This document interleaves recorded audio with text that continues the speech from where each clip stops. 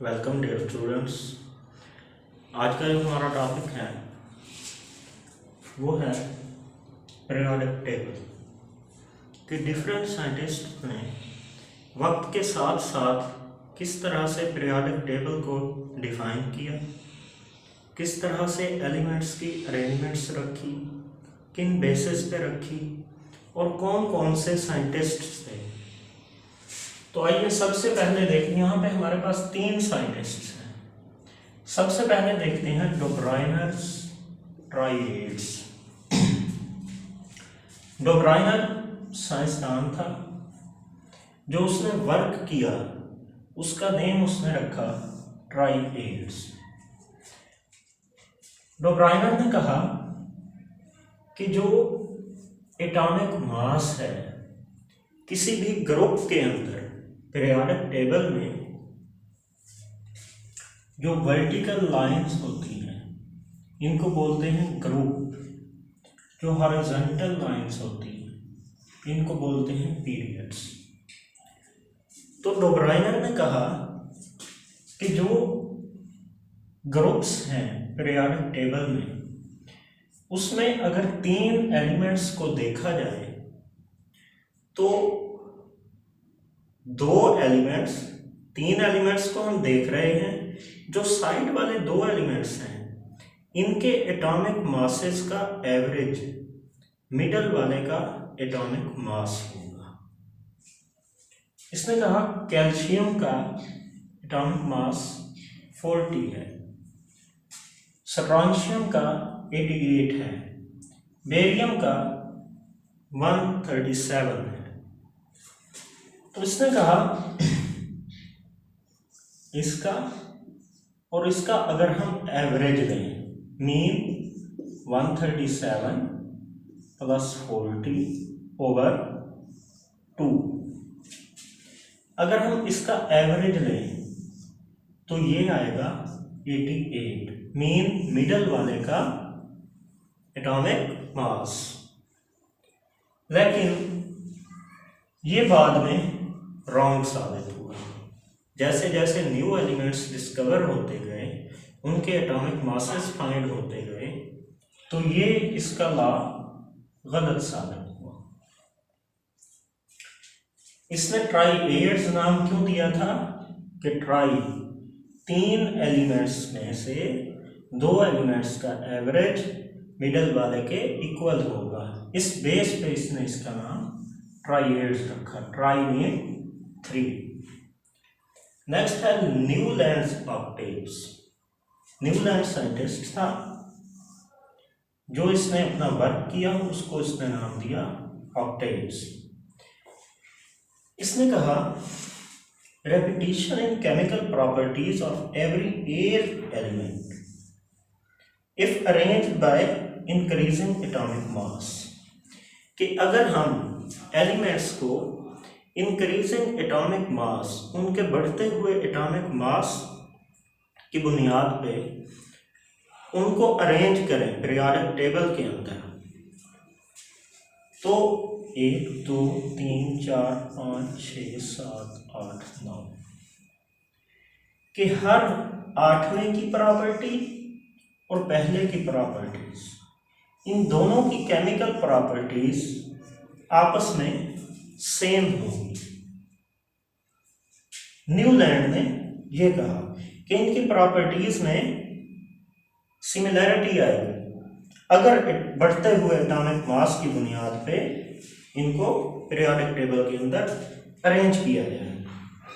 लेकिन जैसे ही new elements discover हुए और उनको पीरियोडिक टेबल में रखा गया, तो ये लॉ न्यूलैंड ऑक्टेव्स गलत साबित हुआ।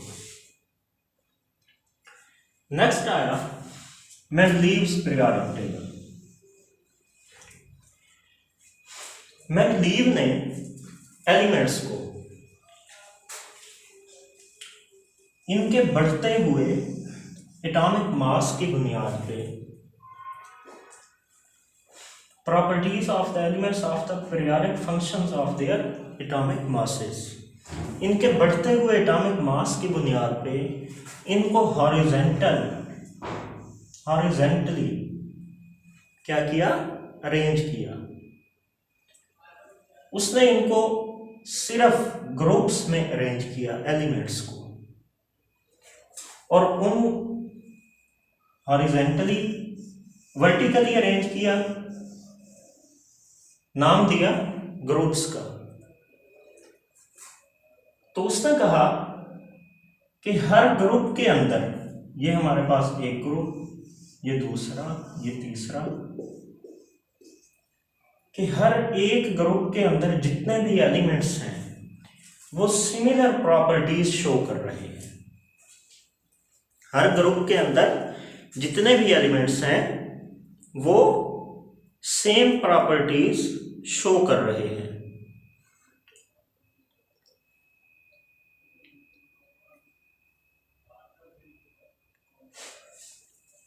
वो सेम प्रॉपर्टीज शो कर रहे हैं, लेकिन फिर उसने जो उसका लॉ था उसने उसको डिस्क्राइब किया, मेंडलीव्स पीरियोडिक लॉ, कि properties of the elements are periodic functions of their atomic masses. कि एलिमेंट्स की जो प्रॉपर्टीज हैं वो उनके एटॉमिक मासेस की बुनियाद पे जो हमने अरेंज किया है उस पे डिपेंड करती है। कि हर ग्रुप के अंदर जितने भी एलिमेंट्स उसने रखे, हर ग्रुप के अंदर उनकी प्रॉपर्टीज सेम थी। लेकिन बाद में न्यू एलिमेंट्स डिस्कवर हुए। जैसे ही न्यू एलिमेंट्स डिस्कवर हुए तो ये सारा गलत हो गया। कैसे? कि न्यू एलिमेंट्स की अपनी केमिकल प्रॉपर्टीज थी, और उनकी केमिकल प्रॉपर्टीज जो इसने ग्रुप्स के अंदर अरेंज किया था इससे डिफरेंट थी, जिसकी वजह से ये मेंडलीव्स पीरियोडिक टेबल भी ज्यादा देर तक नहीं रहा। उसके बाद मोज़ले एक साइंटिस्ट था, इसने एटॉमिक मासेस की बुनियाद पे रखा। मोज़ले ने जो लॉ दिया वो तकरीबन सेम था, लेकिन उसने क्या कहा कि अगर एलिमेंट्स को अरेंज किया जाए उनके बढ़ते हुए एटॉमिक नंबर की बुनियाद पे, तो इस तरह पीरियोडिक टेबल के अंदर एलिमेंट्स को फाइंड करना इजी हो जाएगा अगर एटॉमिक नंबर की बुनियाद पे अरेंज किया जाए। उसने मजीद ये कहा कि एटॉमिक नंबर एक और चीज में भी हमें मदद देता है, वो चीज है electronic configuration. Atomic number equal होता है नंबर ऑफ इलेक्ट्रॉन्स, और electronic configuration always number of electrons की जाती है। तो यहाँ तक आज का हमारा लेक्चर था कि डॉक्राइनर ने क्या कहा, न्यूलैंड ने क्या कहा, मेंडलीव ने क्या कहा, और पीरियोडिक लॉ की। नेक्स्ट हम देखेंगे salient features of periodic table.